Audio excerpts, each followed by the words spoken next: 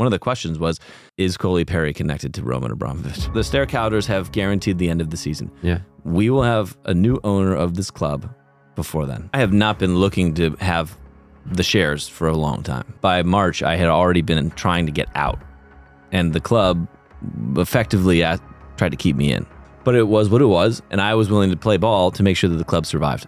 It was not 14 million. It was much less. Jose Franco said, I'm going to save the club. I'm the savior. And yet when they really needed money, he said no, and he tried to put pressure on the KNVB. I've never seen proof of funds.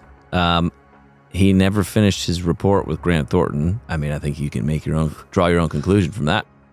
Coley Parry, thank you for making some time, for visiting us here in the studio in Amsterdam. We're going to do an interview about your role with Vitesse. But to start off with, what was your first connection with Vitesse? So, what led me to Vitesse was basically we got into football in 2020 during the pandemic. I was living in London because my wife got a job there. She's French, so I mean, it was kind of my first brush with promotion relegation, which sounds pretty stupid. Because born and raised in the States, you don't have promotion relegation in any sport. Yeah. Exactly. So we thought, well, if you can, these lower division clubs, if you can inject some capital, inject some quality into them, and maybe recruit with some data analytics, you could get an edge on some of these things and maybe get them promoted, and there would be a step change in value, and it's good for everybody if you go up the table, and that turns out to be true. So everybody kind of knows that. And it was COVID, everybody needed capital at the time, and we landed on Leyton Orient. Leyton Orient is London's second oldest club, fantastic fan base.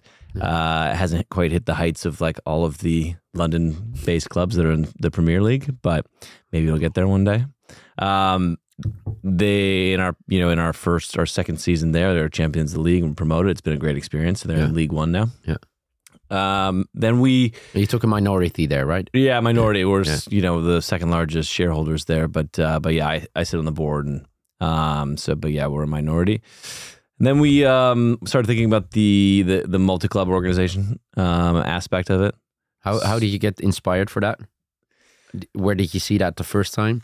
So in my previous businesses, what I've done, so for example, we have a company called Common Health, which is outside of Miami, and we built some technology and we built a model by which we can create a lot of value after we acquire primary care practices, right? And so it's a roll up. We acquire these things, and there are economies of scale as you put them together. Yeah, the synergy between companies. You have one accountant for all of them. Then you have this technology that can do the work of and assist people in population health on top down. So I'm a data guy at heart. And so we started thinking, well, if you have one club, you have a pretty thin band of players that you can access there, right? Mm-hmm. And so if you have one club in England, you have, because of Brexit, you have a very thin band of players that you can actually access through there. And we started looking at what other clubs were doing with the multi-club thing. And as you add different clubs at different levels, you widen that band of players that you can access for your group. And you should be able to make sure that they're all training right, use some analytics to make them improve on the pitch and off the pitch, and recruit them a little bit better. I mean, you could call it Moneyball. And so we looked at what Tony Bloom was doing. We aspire to do some of those things. So he has obviously Brighton and then Union Saint-Galois. He acquired that in the third division, brought it up, and now they're playing Champions League. They play Champions League, the Europa League at the moment. Yeah, but they're a top 100 club in the world now. Yeah. And they transition players to Brighton through there, and it's been a really good pathway. Matthew Bennett with Brentford, sort of the same thing. He has Midtjylland in Denmark. And so we started looking at how they were bringing players into there. You can also bring non-EU players into there, and you can just be a little bit more creative, use analytics. You have a larger catchment area, so you have Belgian players, and he has Denmark players in Denmark. So we thought that was quite interesting. City Football Group is a little bit of a different beast than those two guys. I think they're often doing their own thing. Yeah. But there are a few examples. Red Bull's a good example of how they brought the first two clubs up and they have 2 very competitive clubs that are playing in Europe annually. So you started with Leiden, then you looked first in Belgium. The reason Belgium, it's a very strategic league, great catchment area. It's a competitive league. They speak like 5 languages. I speak English and nothing else besides schmackelijk and dank u wel. That's about it. And so it was easy for us to go into. Also easy if you look into regulations, right? Belgium. If you look into the players you can access, you can but get also players buying clubs and stuff. No, I would say it's as hard as anywhere else. Really? Yeah. All right. And we can get to that. Yeah. So I would say it's as hard as anywhere else. Maybe besides Holland. So the first division clubs, second division clubs were mostly taken by multi-club organizations. We were very lucky to come across a club called Patro IJsden Maasmechelen, which is outside of Maastricht on the border of Holland.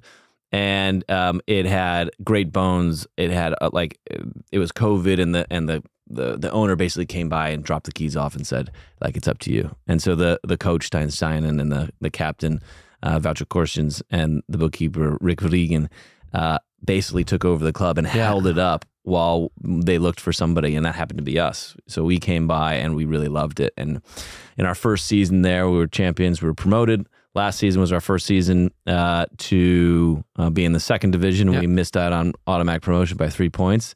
We sold a player to Feyenoord, and Anis Haj Musa, and Anis scored his first goal in the Champions League 2 nights ago. Yeah, it's a great goal. Yeah. So that's been a really great experience, and we're really lucky to find Patro.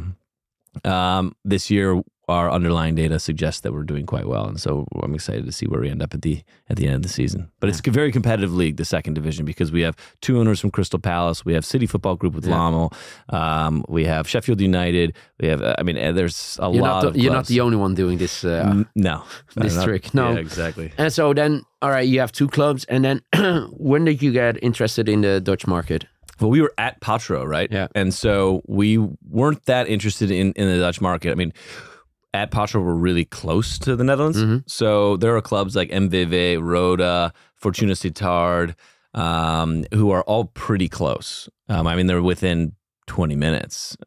So like we kind of are in the same network, if you will. And we just heard in 2022, after we had been at Patro for a year, I guess, and when a football club is in distress, as it was in 22, Vitesse. Listen, I'd never really heard of Vitesse besides the name, but when a club is in distress, everybody hears about it, right? And so we were just called, and they said, hey, listen, by somebody who was connected socially to people who were in the business club there, and this guy knows us from Patro, and so they said, listen, we know you're investing in football. Like, can you take a look at this club? And I said, okay, sure. So this was July of 2022, and this was the week I was getting married. So it's a good start. You never forget that week. Yeah, it was a good start. So I told my soon-to-be wife, hey, listen, we were in France, where she's French. So we were in France where we were supposed to get married. And we were supposed to be there all the week, and I said, listen, I got to drop in to Amsterdam for the day and go see this club. And I'll be back in time. And she was like, you're insane. And I was like, well, you know who you're marrying. Yeah. And, famous last words, maybe. Anyway, so I flew to Amsterdam, went to Vitesse, took a look at it. I mean, it's obvious what kind of potential the club has. Mm-hmm. Like the training ground is top notch. It's in probably the top 5 in Holland. Yeah. Papendal is a beautiful area. You're right. It's a sports like heaven. You're right there, like with the Olympic Committee.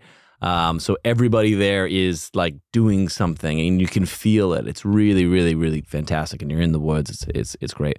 Stadium was big enough to grow into. If you were to go anywhere in Europe, or so it had a lot of the right bones, and the guy was asking for just to commit the capital for next season. because he didn't have access to it anymore because of the war in Ukraine. Russia, in the Russian war. Yeah. So, and that guy, OIF was not sanctioned, hasn't been sanctioned. But, you know, I guess if you're Russian, you probably can't access the same type of capital.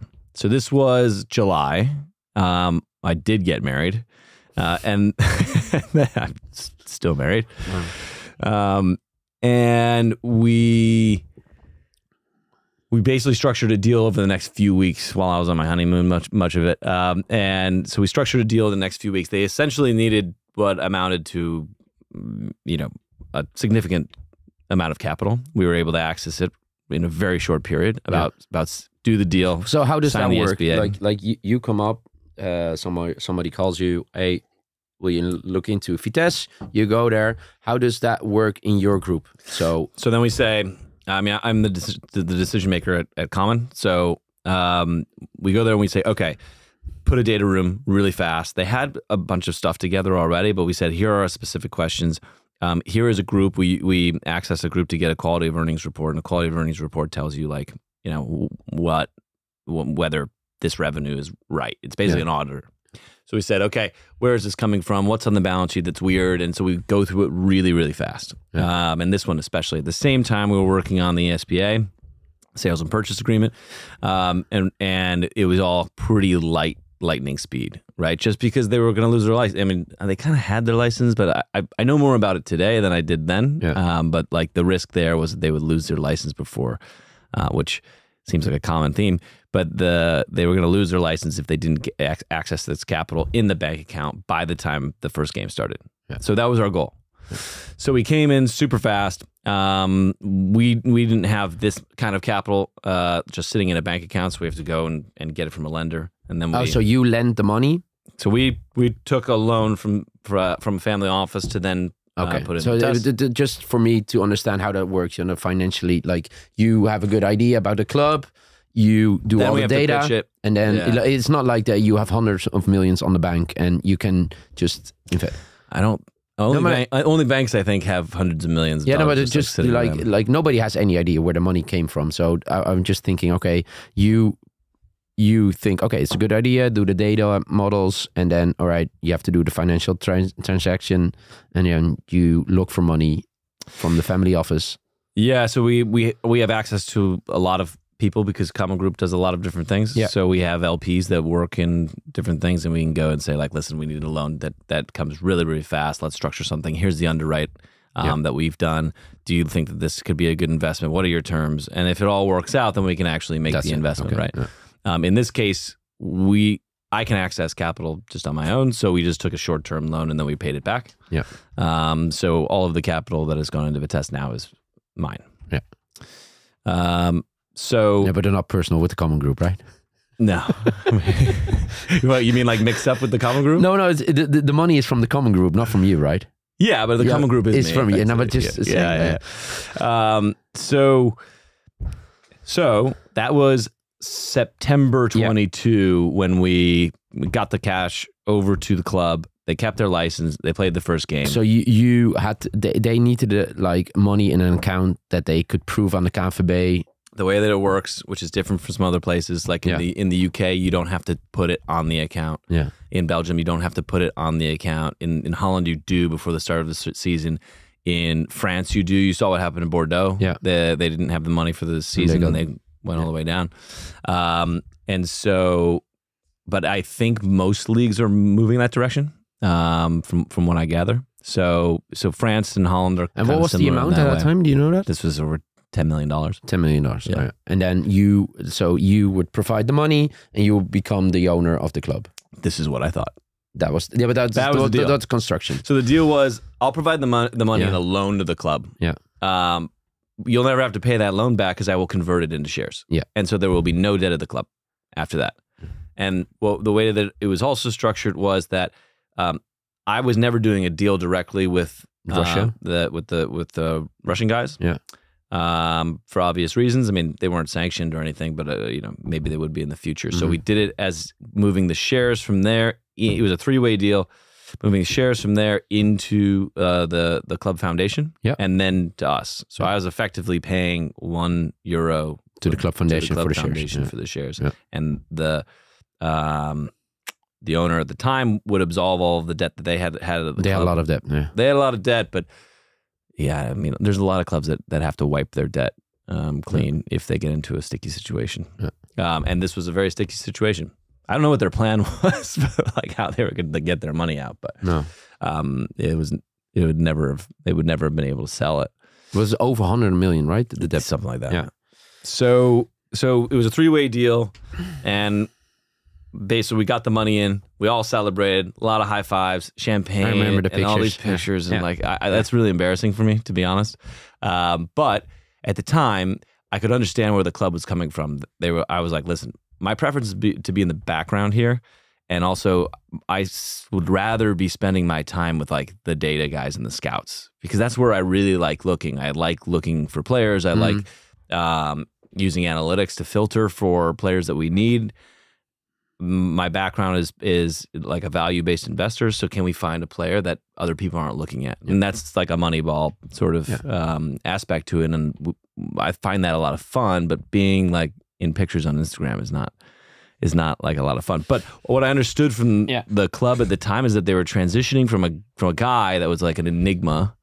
The former owner was an enigma, and a bunch of the owners prior to that were enigmas to the supporters, and they wanted to show like here's somebody who's more open and somebody that we can be okay with, and like it's not Russians, and like that's how they explained it to me. So I said, yeah, okay, I'm happy to go along with it, but I will admit that was kind of embarrassing, and also I felt premature, but I understood at the time. So that didn't, like at Maasmechelen and Leeds Orient, you were not the face, really, were you? No, I mean it's more about the team and the club.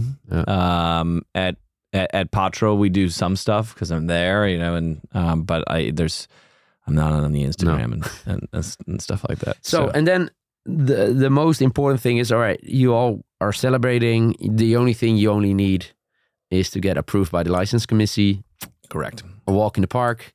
That's what I thought. So I've been through the owners and directors test in the UK. I've been through Belgium, and we'll get to the differences between those. Yeah.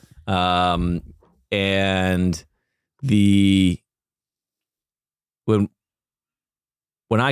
so on the other side of getting the capital to the club, I've learned that the KNVB. So I wrote an email, for example. I wrote an email to the KNVB. I got their email somehow. I asked the club. They're like, they're not going to want to talk to you. I'm like, that seems weird. Like, let's get this on and let's do this.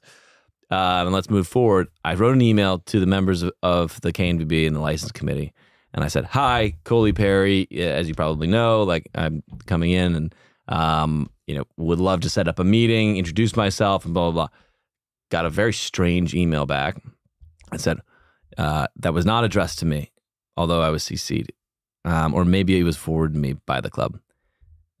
So from the legal at the KNVB, or maybe the license committee, one of the ones, and said, you are not to allow the potential owner to contact us at all.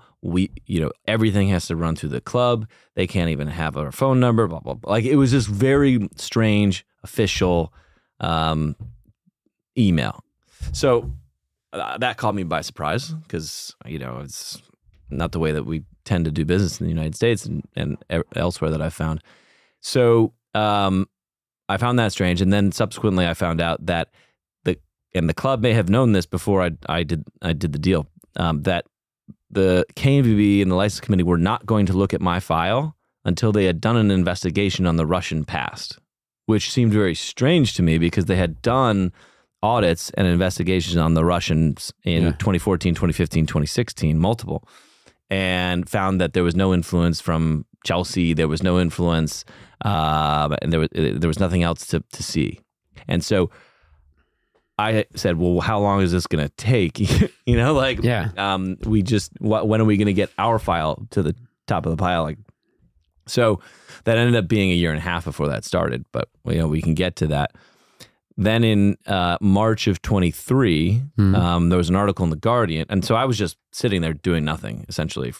Just waiting. So you didn't have any conversations yet with the... No, even by March of 23, they still had... I don't even think they had hired the auditor to start the investigation on the And Russian why did past. it took so long? I don't know. That I can't answer for you. Okay. So because they ended up hiring the same auditor they hired in 2015, 2016 to do the report, basically to check over their previous report. But in March 23, the Guardian came out with an article that said that you've seen it, I'm sure, that there was like some leak of like the billionaire papers from Cyprus or something like that, and they followed a trail of shell companies, and they think that they have followed a trail to Vitesse from Roman Abramovich in a way. Not something that I know about, knew about back then, or really even know about now, but that sort of flipped the whole table over, if you will. It was basically like everything stopped, in my opinion, at that point, and everything at Vitesse became bad, right? And so the way that I understood, or the way that I understood it, they started moving in a direction where it was like, we need to get the shares of the club away from the Russian guy and into an independent foundation with court-appointed board members, which is what it is today. Mm-hmm. And then once it's in there, we know that these court-appointed board members are appointed by the court, so we can be safe that these people are clean. And then anything after that is clean. Yeah. Anything before that, we don't know. You have no idea about that, no?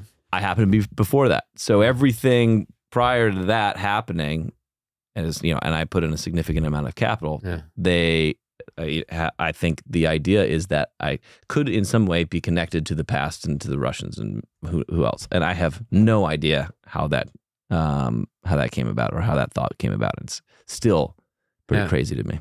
But is that also something to do? Like, I remember that you became the owner, and then I think it was a couple of months later that Michael van de Kuit, the owner of the Gelderdoom, the stadium Vitesse plays in, he said he doesn't want to talk to you. That was like November 2022. He said that he asked for information for you, and that you said, don't be so nosy. It's not your business. He said, I didn't feel very comfortable. He didn't take me serious, but I want to talk to him. I want to get a new start.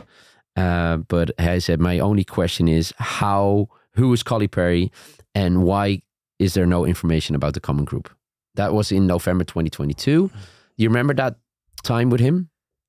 So Michael van der Kuyt, first of all, Michael van der Kuyt and I are on good terms now. No, yeah. It's 2 years later. It is 2 years later, and we both share like a common goal here, which is to like help the team get past where it is today. But I remember him because I remember this situation, is that he was the first one, I think a lot of people followed, where does the money come from? Who's Coley Parry? And he said it in public. If I read the news or I talk to people, they have a new owner. All right, fine. Yeah. And now he was the first one in the public saying, who's this guy? Where's the money coming from? So Michael van der Kuyt is a smart guy, clever guy. He was very serious about trying to take over the club. Yeah. And the club didn't take him seriously. No. So he was... That's also, a lot of frustration for him. Yeah. And so that's created a lot of tension with the club, and any new owner that put in a bunch of money but has not received the shares, there's a little window there where you can create some instability and start asking some questions publicly, open-ended questions that you don't have the answer to, and so he was using that as a window to potentially destabilize the situation, which he's good at doing. Yeah, again, we're on good terms. I kind of like the guy. Now. Yeah. But the first few conversations... At the time, I thought, I had no idea who he was. I knew him as the Gelderdoom owner. Yeah. But I had no idea who he was. No. I didn't read Dutch newspapers. And I was kind of like, listen, I'm just going to go through the KNVB process, and, and that'll include an audit, and I think we'll be okay. Yeah, because, so the whole situation about stadium, eventually, you got a good result out of it because Vitesse is still playing there. But there's also something we were talking about March 2023 that first, I think one of the guys of the board left, Parren, and then Pascal van Wijk, the CEO, also left. I think that was the moment that everyone thought, "Oh, what's going on? The club is burning down." I don't know how you would. Was that in? I'm losing the timeline a little bit. Was that in March 23? Yeah, I think that was. So the the 3rd of March, 2023. Henk Parren, he was on the board. He was leading the board, and he was also chairman of the Stichting Betaald Voetbal Vitesse Armen. Yeah. And then a couple of weeks later, Pascal Verwijk needed to leave. So it was like a very stressful time at the club. Well, they had just been through this process on the license and getting my capital in and that.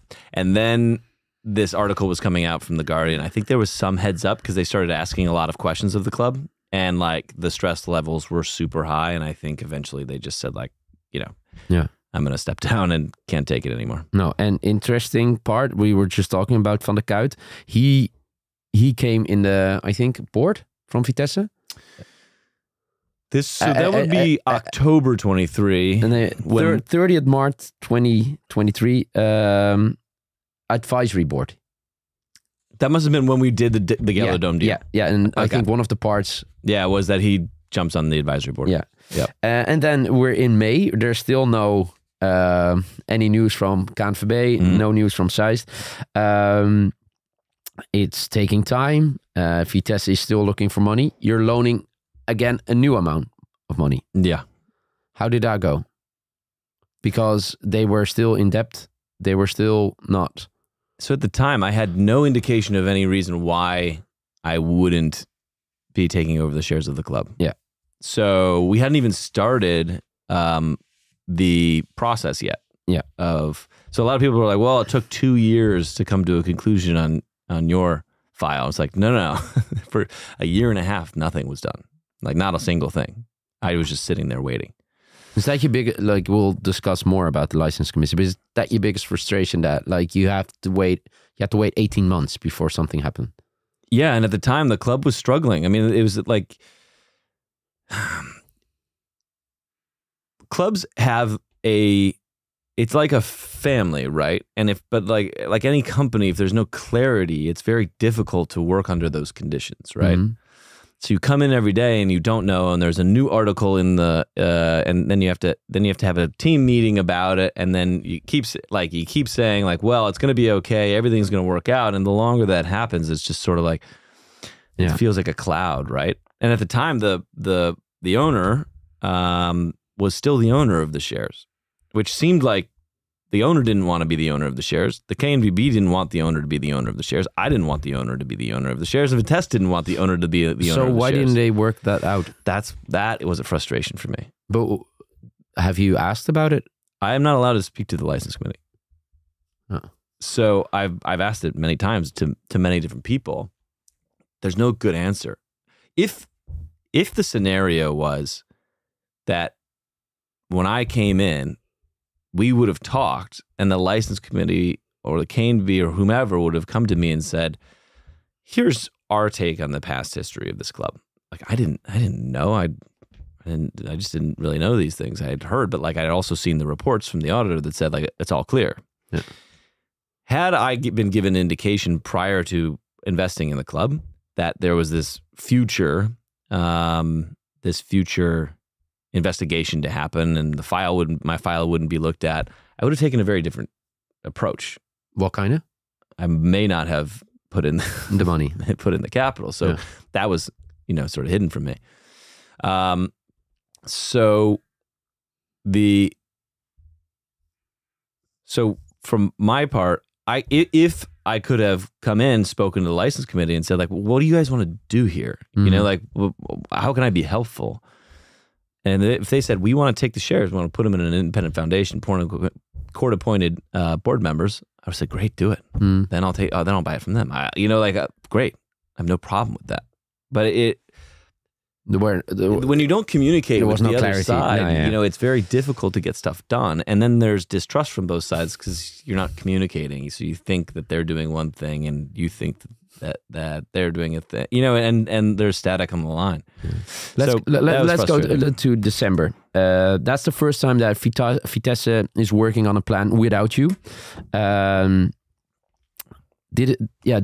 Do you still remember that? December 23? Yeah, did it feel like a breach of trust to you? A breach? A breach of trust? Yeah. At that point? Yeah. That they were working with a plan. Like a plan B scenario?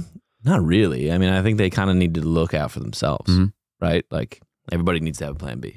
Yeah. So, and at the time, if you are reading the news and everything feels super high pressure, I can totally understand why they would be working on a plan B. Because there was also a news article, and it's always good to have you right here now, that you were withdrawing your last payment. So you were not, you had to pay another 5 million. That was during that period, and you said, I'm not going to do it. So Vitesse was in stress. So I don't remember this article, but there's a very formal process by which we would have been asked for money that wasn't followed. Yeah. So and also I think that the club had been given an indication that you can't take any more money from Common Group because they're part of the past of, all right, you know? And so, I don't know. Everything was very strange. But you were still like, it was not that at that time you said, all right, I'm done. This is the money I put in. Let's see how that works out. You were still convinced that you were going to be the owner. You were open to put more money into it. I was open to do pretty much anything, right, at that point. But listen, there's nothing wrong with me or where my money comes from. You've seen the Grant Thornton report that says that this is not of illicit origin, which I had to go out and get from the head of North American AML and financial crimes. They looked at Common Group and they said, there's nothing wrong with this. Literally in writing, this is not of illicit origin. And that was ignored. But so I didn't understand why I wouldn't be able to pass through the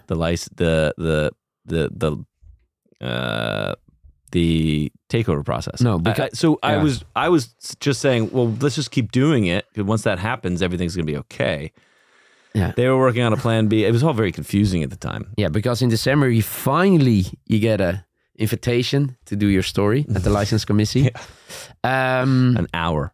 How was it for you? Like it's always difficult. I heard from source you were very emotional. You were frustrated about the whole process. But how did you, if you look back at that conversation? I was frustrated at the process. There's no question. Were you emotional? That's what I heard, but I wasn't emotional. The only time I was emotional, and I do remember this, is when I was speaking about my father. So my father died pretty early, and he passed away. The reason I started, listen, I used to be a hedge fund analyst. The reason I started Common Health was so that I could address the problems that my dad went through. And so I was speaking about Common Health, where my wealth comes from, and why I started it. And it's government, it's money from the government. That's how we get our money. It's Medicare and Medicaid, right? So it's pretty much the cleanest money that you can get for taking care of patients. And I started this company. So you're the party in between the government and the patients. Yeah, we're the doctors. Right. Yeah. And we get paid by Medicare and Medicaid for the work that we do. Yeah. And so, but I remember getting emotional talking about my dad and why I started Common Health. But other than that, I mean, there was no voices raised. There was no, but maybe there was a quiver in my voice during that time. Yeah.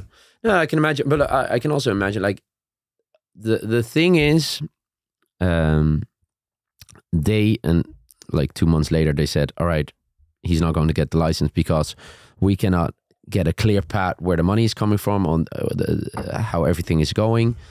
That's what they said at that moment. Did you have the feeling that they believed you when you were sitting with them? I think that they had made their mind up before then. Before the conversation already? Yeah, and I think they had made their mind up about Vitesse and the whole situation at that point.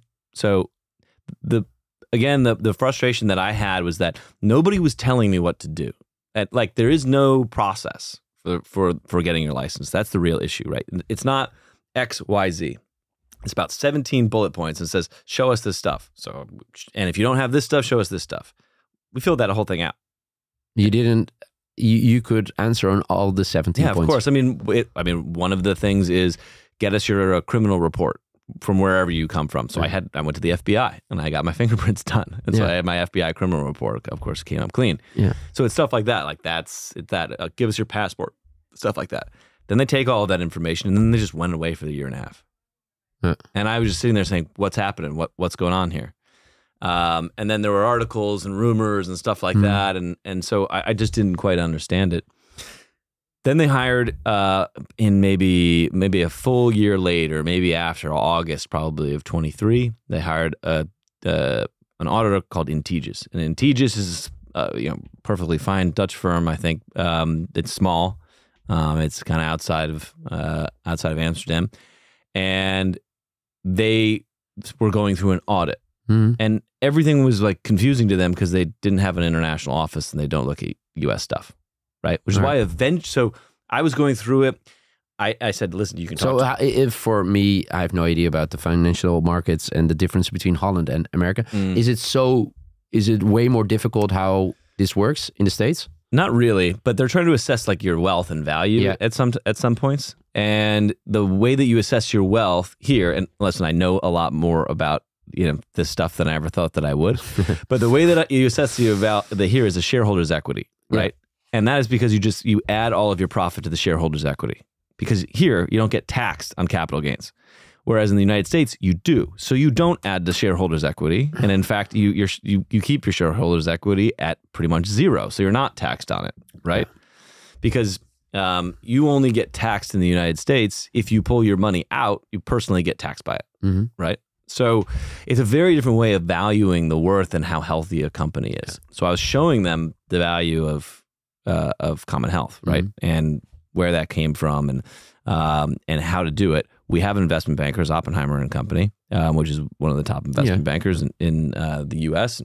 And I was more than willing to put the auditors in touch with our bankers. Nope, they didn't want it. I was more than willing to put them in touch with our accountants. They didn't want to do it. They only wanted stuff. So we gave them everything. We opened up our bank account. We opened everything. I gave them I gave them everything. And then one day they said, before even doing an official interview of me, they said, pencils down. We're putting our pencils down. And I said, what do you mean? And then they came back with a report, and the answer to the questions from the KNVB were in there. Like one of the questions was, is Coley Parry connected to Roman Abramovich? I was like, that's insane. I mean, I understand now why they might want to know that, but if they're asking that question, they think that's probably true, right? Yeah. Which, if the sky is green, if you believe that the sky is green, how am I going to convince you that the sky is blue? Yeah. You can't provide like the evidence that the sky is blue. So what did they ask you? Like, so the answer to that question, from when teaches, it is not clear to us whether or not Coley Parry is connected to Roman Abramovich. Do you know where they come from with that answer? Because it isn't clear to them, because it can't be, you can't disprove a negative. So I mean, I showed them everything, but eventually the answer should have been, there is no evidence that Coley Parry is connected to Roman Abramovich. Did they ever say that you were connected? No, of course not. No, but did you feel that they had that feeling? Just from that question, that's when I was like, oh, wow, this is a very different viewpoint than what I thought. Mm-hmm. So what we did after that, so we looked at that Integis report, and then we just said, wow, like all of the answers were, it is not clear. It is not clear. This is a U.S. company, so it is not clear to us whether it is a healthy business. All of this stuff. Does it then work that they look at the business you've been doing with Leighton and with Patro? Or is that... They did too. I mean, we have the holding company, and like those stuff are technically under the umbrella of Common Group, so they were looked at, as was like our venture capital portfolio. So all of the stuff was looked at, right? It wasn't just Common Health; it was sort of like some totality of what I do. Yeah, which there's a lot of stuff in there. Yeah. But all of it eventually came down to, they put their pencils down, and every answer was, it's not clear to us. When instead of saying this, and this is clear to us, they said that. So you can interpret that however you like if you're receiving that report, which I found very strange. And so when we then So then we said, okay, we have to head into the appeal.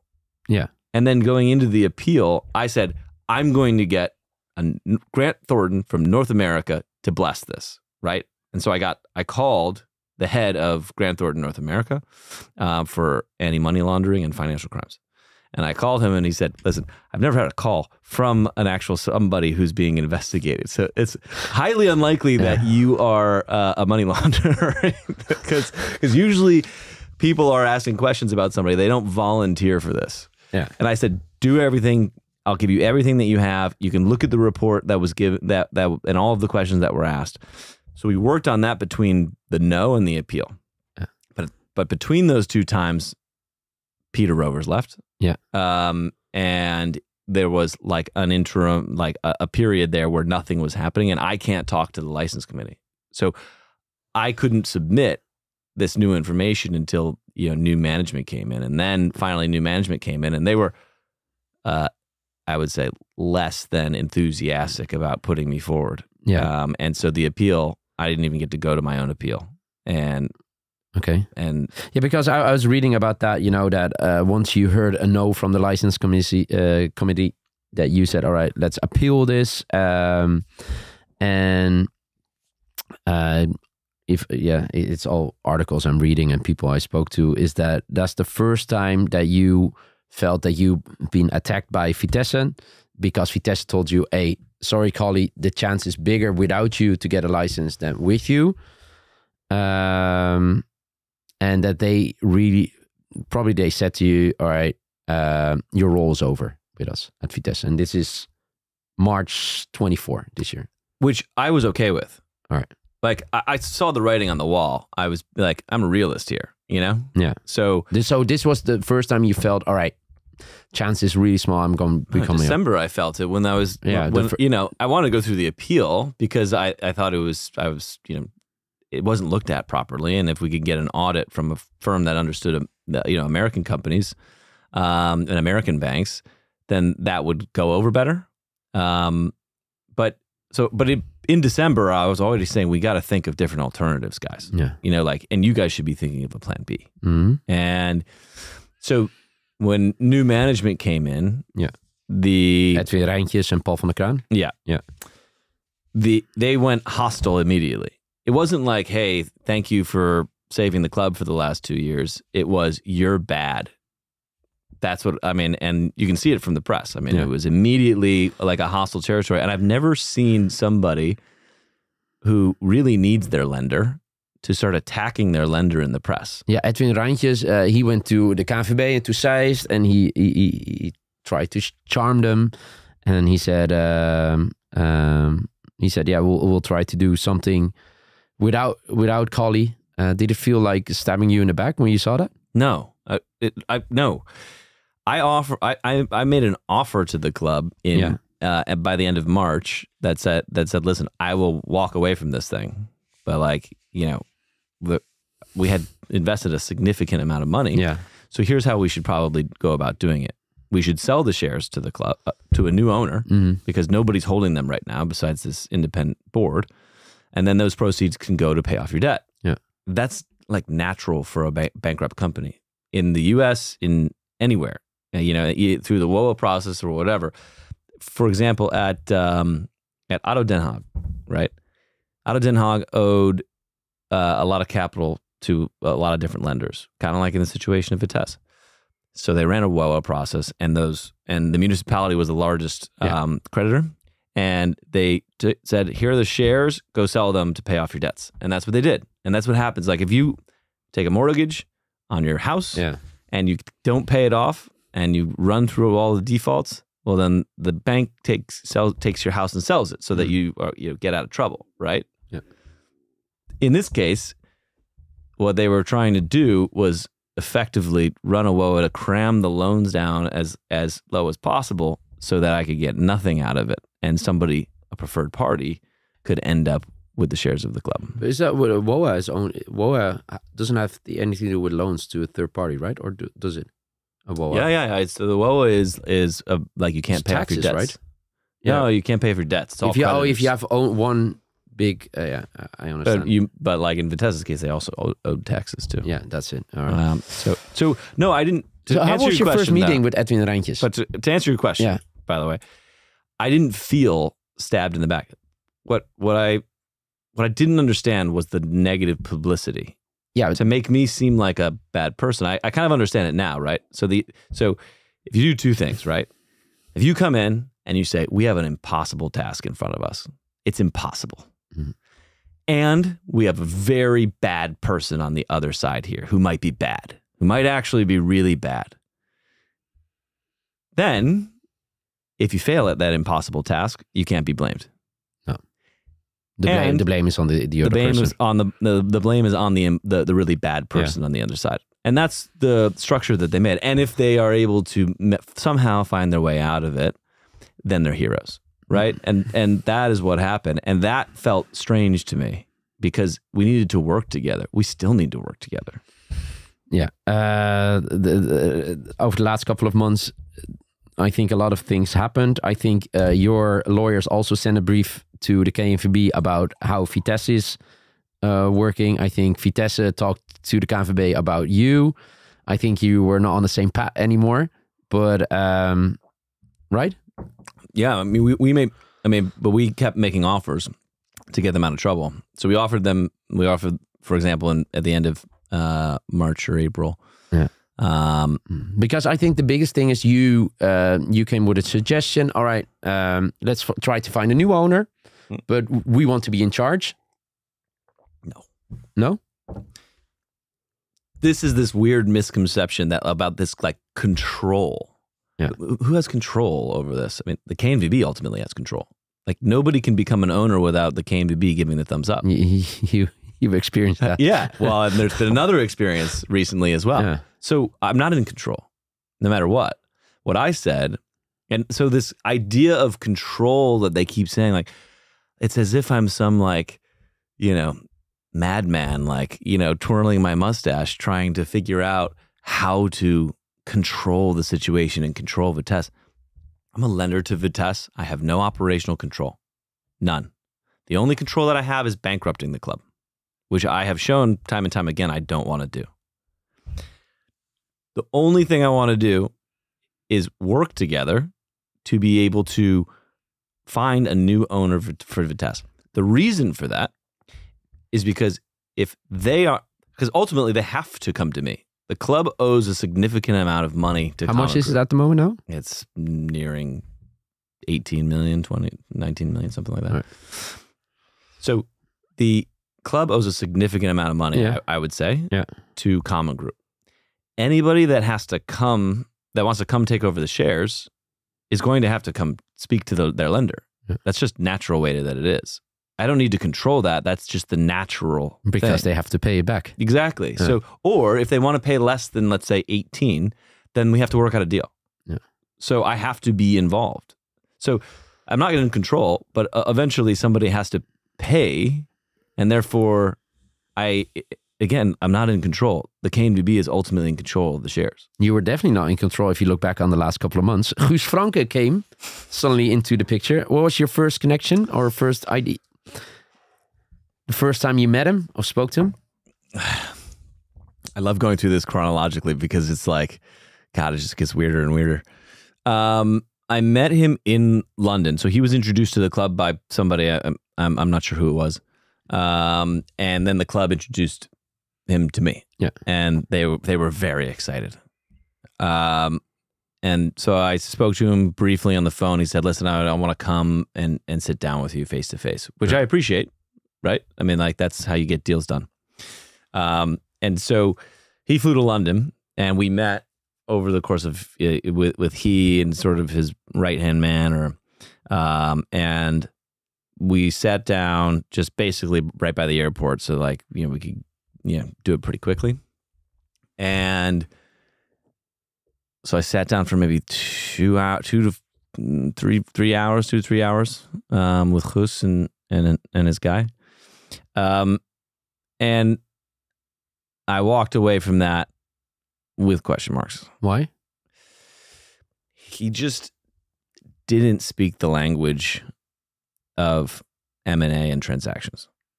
So, I mean, within 30 seconds, you can kind of tell, well, if somebody has experience like doing deals and how funding happens and you know, and it just wasn't quite there. Perfectly nice guy, you know, at the time. And so my advice to the club at the time was like, well, we have these other parties at the table. There were other parties? Yes, with better offers. Really? Yeah. But they came through your network? No. Oh. They chased everybody away from my network. All right. So, and there were all other parties who, like, came through Vitesse. Yes. So there was another party that came from Paul van der Kram. Yeah. That introduced themselves to me. They're out of London. And how were they? They're perfectly nice. Yeah, and I talked to them now. They're perfectly nice guys. And they basically wanted to, at the time that was much lower. And so they wanted to pay it all out. And I said, that's great. So we structured something and then we got there. And then what happened then? They got blocked by the club from actually getting some of the information that they wanted somehow. Or the club said, you need to sign off like everybody who's, you know, we need to know every single person that's involved here. And they're like, we're a big company. Like, you know where our company is. Paul introduced us, you know? And then it just got to a point where everybody was sort of scared off. And then there was just Guus Franke at the end. Okay. So I told the club, like, you should probably... Edwin or Paul? You told Edwin? I wasn't talking to them directly at the time. So I was mostly talking to Hanneke, who was the administrator of the WOA process. All right. Why not directly? Because they didn't want to speak directly. Do you know why? I think because during I think the WOA process, that stuff mostly goes through the arbitrator or administrator. I'm not quite sure, the reconstructing expert. So that is kind of natural, but we should have been speaking directly. I think that there's some fear of liability, and so they want everything to go through lawyers so that they're checked. And I don't know, but it's not the normal way of doing business, I would say. No. And then the whole thing is that it's a difficult process. And please say if I'm not right, in June, it's like on the 14th of June of 2024, it's over for Vitesse. But then Guus Franke said, hey, I'm going to save you with Coley Parry. We have a deal about 14 million. And then Guus Franke, he's approved by the KNVB in August. No. The deal is approved by the KNVB.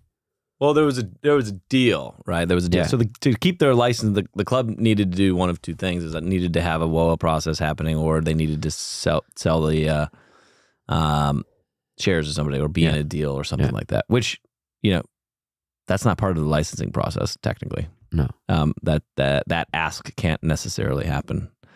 But it was what it was, and I was willing to play ball to make sure that the club survived. It was not 14 million. All right. So it was more. It was much less. Oh, less. Oh, yeah. And it was structured really poorly. And it was, you know, a hurried up deal in the end. And it was, and so it was not a great deal for me. But I was willing to do what I thought was right. Because you were just done with it. I want the club to survive. Yeah, bankruptcy is not good for anybody. No, it's also not for you. Right. But no, you were fed up with the whole situation. I can imagine, just get my money back. I'm done with the whole situation at the moment. Well, at that time, I mean, I have not been looking to have the shares for a long time. I mean, by March, I had already been trying to get out, and the club effectively tried to keep me in. Yeah, because you're good for money. Yeah. I mean, I wanted to. I made an offer in March to say, guys, just let's sell the shares together. And here's how we do it. Like, here's how we could structure something. And they said, yeah, they agreed to it at the time. And I was going to inject more capital into the club so they could pay off the other creditors. Yeah. At the time, could have just avoided all of this stuff. They said no. They said yes initially. And we said, okay, great. And then we did all the paperwork, and then all of a sudden we found out they were doing a WOA. So they were delaying so that they could get to the WOA. Right. And the WOA is for Vitesse a better way, or? Well, the WOA is so that you can basically steal money from your creditors in a way. Yeah. It's called, you cram down all of the creditors to a much lower level. Yeah. And then ideally you can restructure that and pay it off some way. That wasn't a likely outcome. So the WOA failed. Yeah, I mean, it sort of failed day one that it was started. Why did it fail? Well, they didn't have the liquidity to go through the process, number one. And number two, they owe one large lender. And so that large lender, you're supposed to work a deal out, not force your large lender to take a big haircut. Yeah. But they didn't want to work a deal out. So that's basically when they started a WOA project, is that's the moment they turned on you, really. Yeah. I mean, that's actual, like, that's hostile. Yeah. I mean, like, listen, you know, that is as hostile as you can get in the Netherlands, effectively. Especially when the person on the other side of the WOA is trying to work a deal out with you and not asking you to pay a dime. I wasn't asking them to pay a dime. I was asking let's find a new owner who would then pay off some of the debt, probably not all of it, right? The club never had to pay, and it never is going to pay. A new owner that's coming. We're in the same scenario today that we were in March. And you just lost like 6-7 months. We lost 6-7 months, and the club has racked up legal fees and other fees of, you know, more than, I mean, it's an insane amount. It's an insane They amount. lost a lot of millions over the months. Yeah. That's what. Yeah. So and lost the license and you know, a number of different things where it's very clear looking now that it was not a good idea. Yeah. So Franke, he's out. He says that you were the bad guy in the whole process, and I think he even he called you a swindler. Did he? Yeah. That's not the translation I got from Google, but no. But he said, we did everything to save Vitesse. We did everything the KNVB asked us, and the money for the takeover was already in our account. But the debt we have on the American to the Americans, and yeah, I couldn't make a deal with him, and I couldn't work it out with him. That's basically what he said. It's very easy to say all of those things. Yeah, but like that's the whole thing. We spoke, and that's also to make clear, we spoke over the last couple of months many times on the phone. There's that's why I was really interested about this, because there's something about you. How much money does he have? Is it value? Is the money he has with his company, is that enough? How much money does he have? There's a lot of stories going on about you. Yeah. But well, ask away. I mean, no. But that's why we're doing this. But when he put also a post on Instagram, when he said, "I'll be standing on the stands with you guys again," and I don't think he's ever stood on the stands of the Gelderdoom, by the way. Yeah. But he said that you got too much power over the last year. He said the comments he made over the agreement, they're false. And if they're false, why isn't he still around? Yeah. And he said you would only receive your money if he would become the owner. If that's true, then why isn't he sticking around? Yeah. I mean... So, but like eventually, I saw all the contracts. I think other media saw the contracts that he was supposed to pay the first 1.5 million lump sum on the 15th of September. Yeah, and we called him, we wrote him, we messaged him, tried to find him. I even saw that before. Yeah. So I think it's pretty clear that he sort of just dodged it. Yeah, And if you look back a little bit before then, when the club needed money, was the club he was supposed to be saving needed money, he didn't do anything then either, right? You did it. You No, the Sterkhouders did it. the local guys, the supporters of the club. I mean, they stepped up when they needed to come through, and they did. So they should be commended for that. But at the time, Gus Franco said, "I'm going to save the club. I'm the savior." And yet, when they really needed money, he said no, and he tried to put pressure on the KNVB. Yeah, it was. I mean, so there's multiple times where he was supposed to come through with some cash. I've never seen proof of funds. He never finished his report with Grant Thornton. So why not? I mean, I think you can draw your own conclusion from that. Yeah. What do you think about the person, Gus Franco? I have no comment on him as a person. I mean, like, as a businessman. As a businessman, I mean, I have one experience. After I mean, my gut reaction when I first met him and what I communicated to the club was like, this probably isn't going to work. Through the transaction with him, he was quite volatile, and leaving, not leaving, everything's in the press. I think it became it was very much a personal thing. Like, it was like he was trying to, show who he was or something like that. I don't know. And then the experience that I've had with him is that he didn't follow through on the contract. So that's, I mean, those are just the facts. Yeah. And so him as a person, I don't know him. But what I do know is that have you spoken to him since? Yeah. I spoke to him on the phone probably a week or two after termination, something like that. How was that conversation? I mean, it was okay. I mean, he just kept projecting confidence.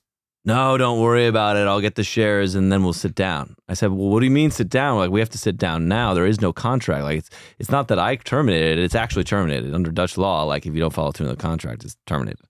So I said, well, we got to sit down. I told him, if you take the shares, then you have the club and the debt is on the club, and then you have to pay back a lot more. So we need to work out a deal.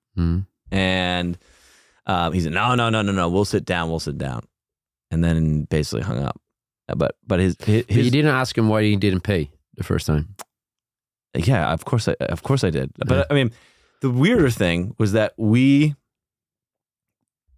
didn't pay on the 15th. So he sent the termination on the 16th. His lawyer acknowledged it. He said, my client has acknowledged the termination.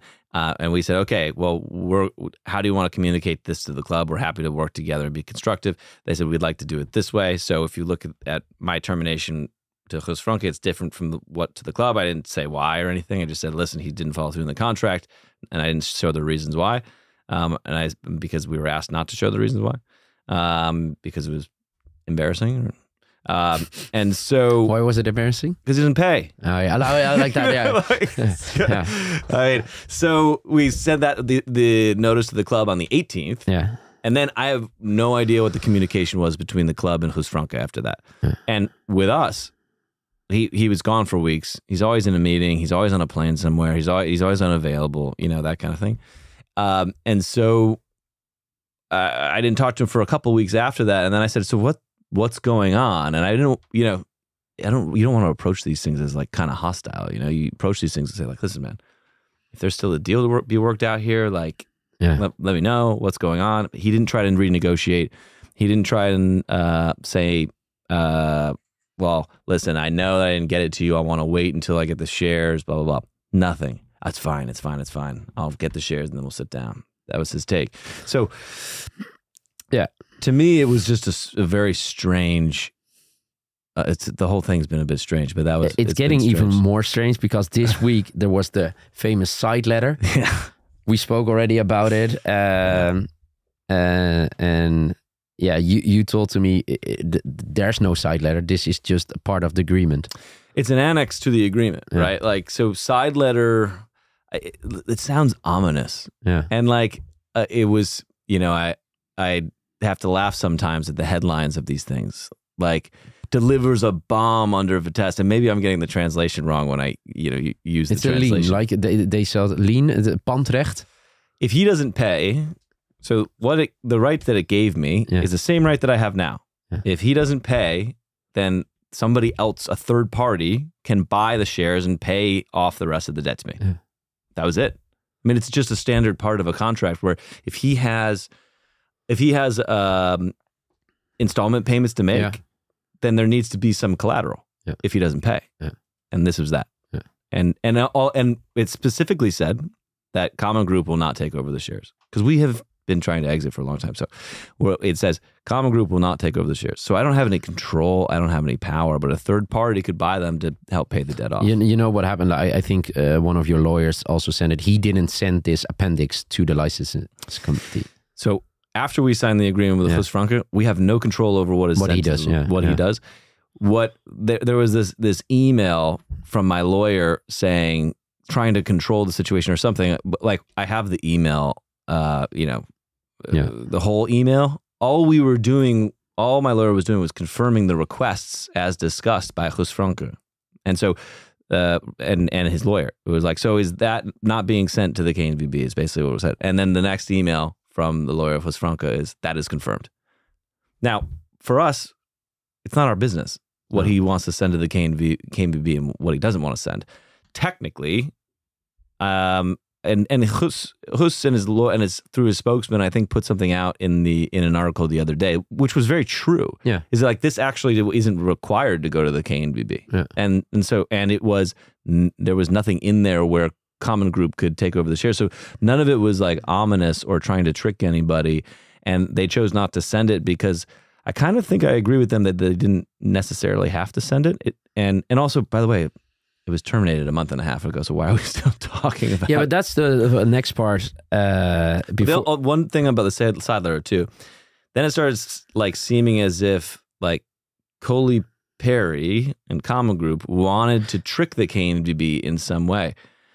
And so then that assumes that I really want this contract. Yeah. But the fact is that then I on the other hand, I terminated the contract. So two things can't be true at the same time. I really want this contract and I terminate the contract.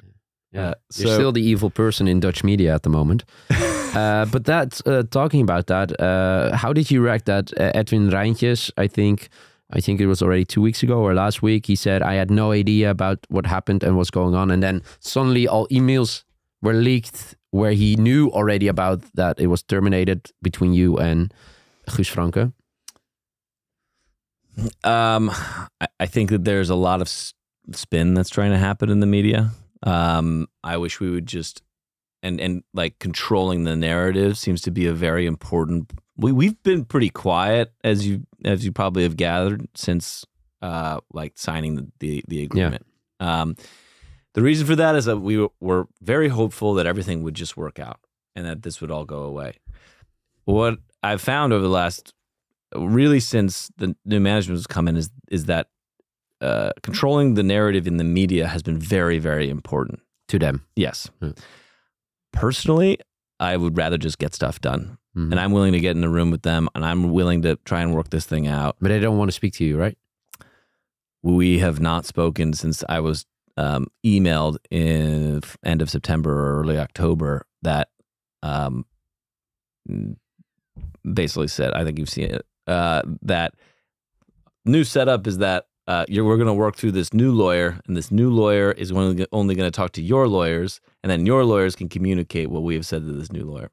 So it goes from the club to their lawyer, to my lawyer, to me, then me, I have to think about it, then it goes back to my lawyer, and then to their lawyer, and then back to them, and they have to think about something. On the way there are multiple hours lost and thousands of euros and days spent in the lawyers' offices. So I'm wasting a lot of money here, and the club is wasting a lot of money here because I think it is because they don't. It's more about ego than about saving the club at the moment, you think? I think it's about personal liability. Why? Because in the Netherlands, if there is some cause for mismanagement, then it's like a personal. You're personally liable as like the directors, right? So I think we don't want to do anything or say anything, and we want lawyers. But lawyers in to this check way, it out. Do you think there's going to be a solution before the end of the season? There has to be. Yeah, yes, for sure. Yeah, yeah. But are you in control now about talking to third parties? Say, can you directly... I am in control of one thing. Well, two things. One, whether I push my loans out again or something like that, I can do that. And if there are people in control at the club, and I will put this on the table right now, if there are people on that are controlling the club that I can trust, are trying to sell the shares and not trying to do anything tricky, I will never ask the club for the money. I will push the shares out indefinitely. I will. So the bankruptcy of the club will never be from me, ever. But right now we're not in a situation where you trust the people in the club. They're not trying to. The agreement's been terminated for almost 2 months now. Yeah, but that's what from the outside, I don't understand. Like it's been terminated for almost 2 months now, and nothing has happened about trying to sell the shares of the club. Or are they behind your back?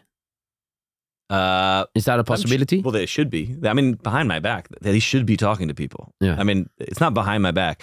They can do whatever they want. Yeah. If somebody came to the club and said, well, we're just going to pay out the full loan, then they can take over the shares of the club, and then they pay out the full loan. They don't have to talk to me. If somebody wants to pay less than the full loan, or they want to talk to their lender, then they have to talk to me. Yeah.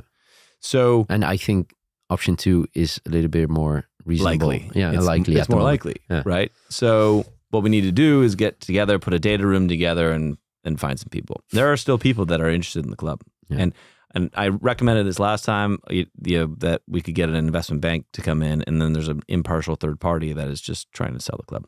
The other thing that I am in control of, I could sell my loans to somebody else, and then that person has the right to convert them into shares. But in the end, they have to go through the license committee. So I'm not in control at all over who gets the shares. No. The people that are in control are at the club, because the club needs to approve whoever comes in to convert the shares.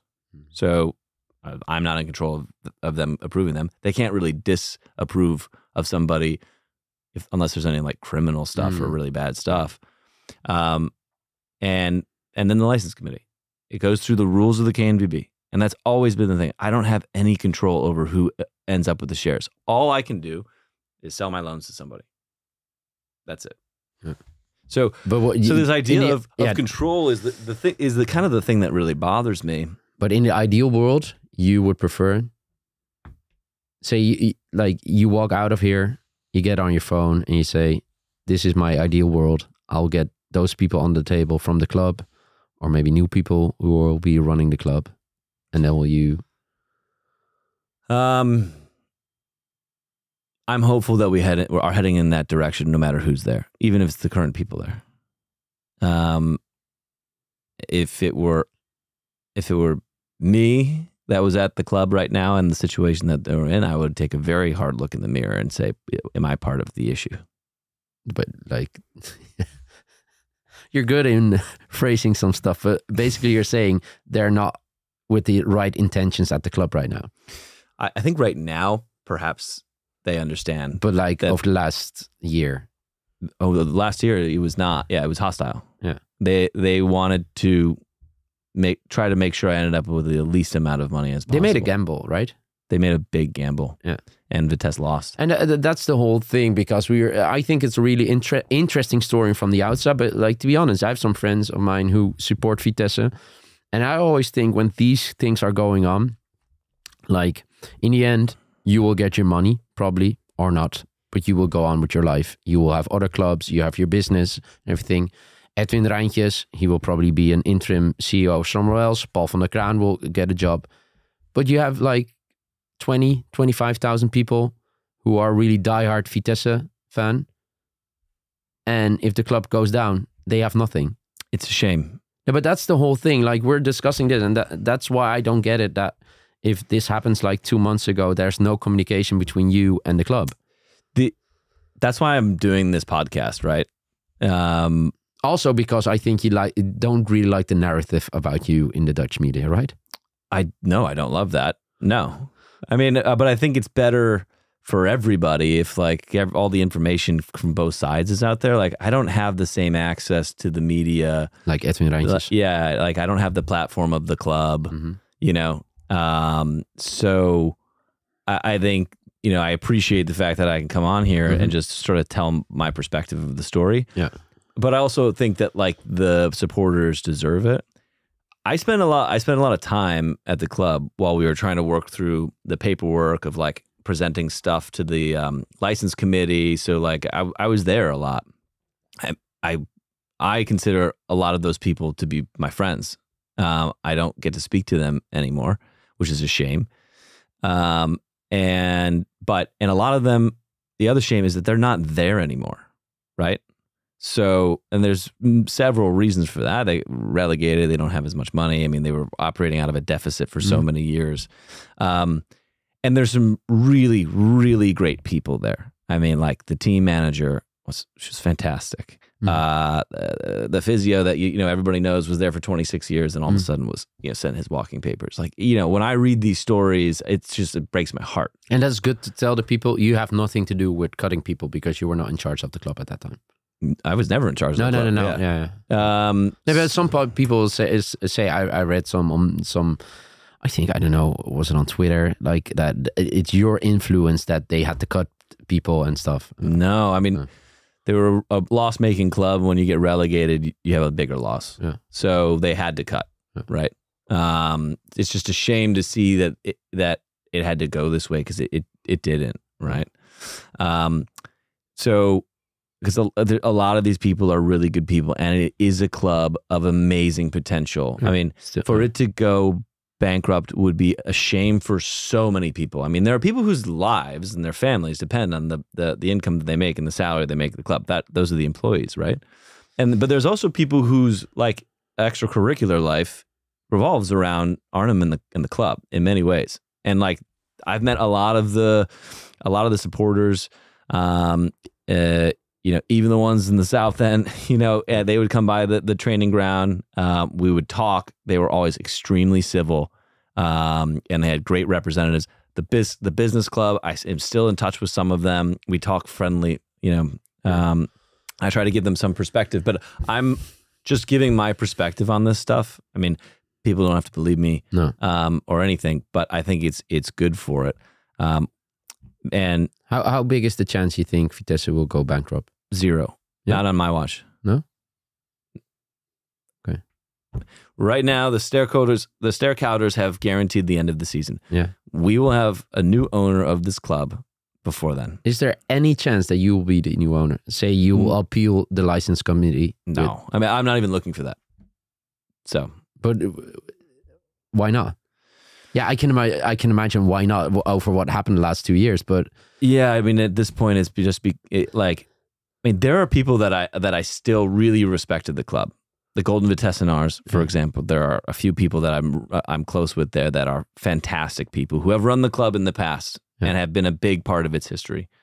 But you mean like let me phrase it again. There's a new CEO. There's a new guy running the advisory board, and they will ask you, Coley, let's do this again. I don't think so. I mean, I haven't been asked for that. I mean, there's been some talk about take 24.9% or something like that. But at this point, I'd love to just say like, listen, I'm actually, this is going to sound a little weird, maybe, but I feel we have nothing to be ashamed of for what we've done at Vitesse. We helped them keep their license in September 22. We pushed our loans out in September 23 so they could play another season. So that's 2 seasons where we helped them keep their license. And then we pushed our loans out for this season as well. So I'm not getting a lot out of this club, and mostly I'm getting a lot of legal bills at this point. But I'm not ashamed of what we've been through with this club, and I believe that the club is still around because we were there to help. Yeah. Right. It didn't quite work out with the shares.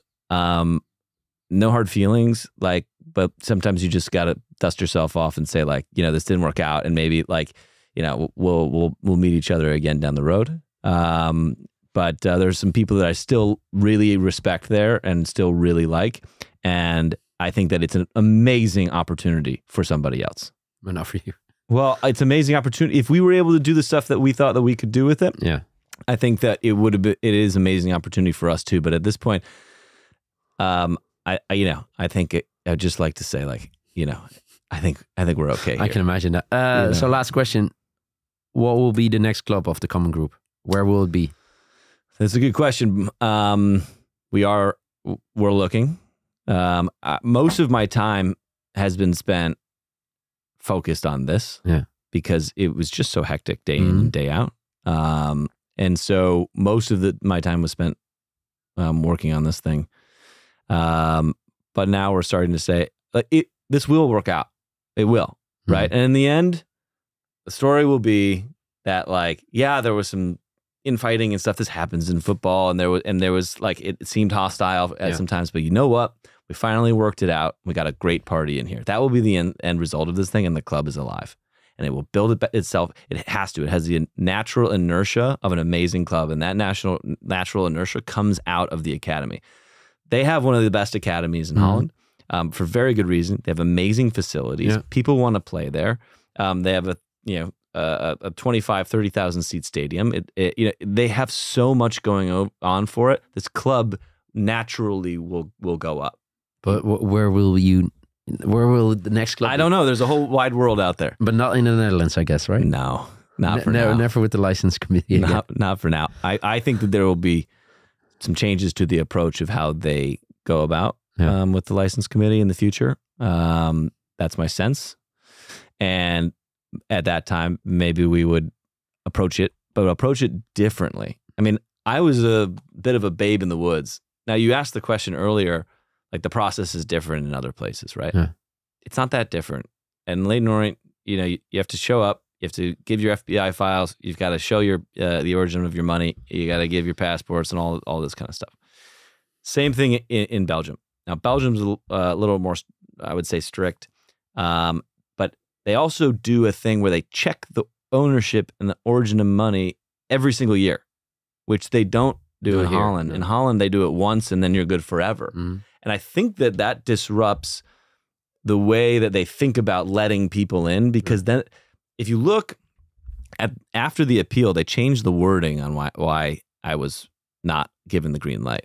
It was, we don't know the origin of the money the first time. Then I came with the Grant Thornton report that said the origin of money is fine. That was the money I put in the club.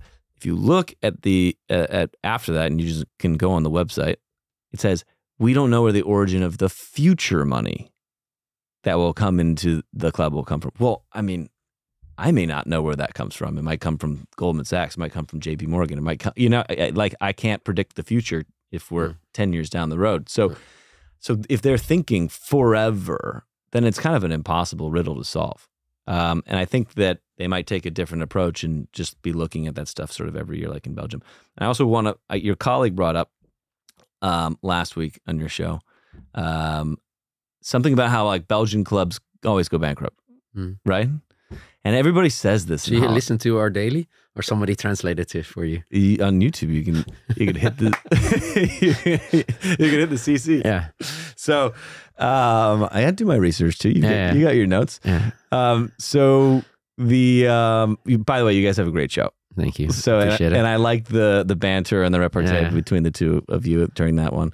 But and I kind of wish he was here today.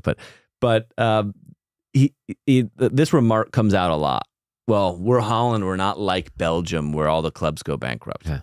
The reason that clubs go bankrupt in Belgium ultimately is because bankruptcy is not a death sentence in Belgium. Here, the second division is closed. Yeah. If Vitesse were to go bankrupt, they're never getting back in. Yeah.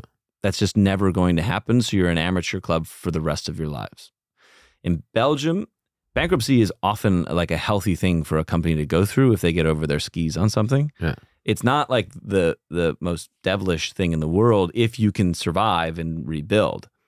Here in Holland, you can't survive and rebuild. Like Union Saint-Galois, by the way, it's a famous club, but Union Saint-Galois went bankrupt. Yeah, and then was bought by Tony Bloom, and now it's back in the Champions League some years. Yeah. So in Belgium, it's I would say is a little bit of a healthy, regular company style process where clubs they go bankrupt and they say, bye, you're in the 5th division.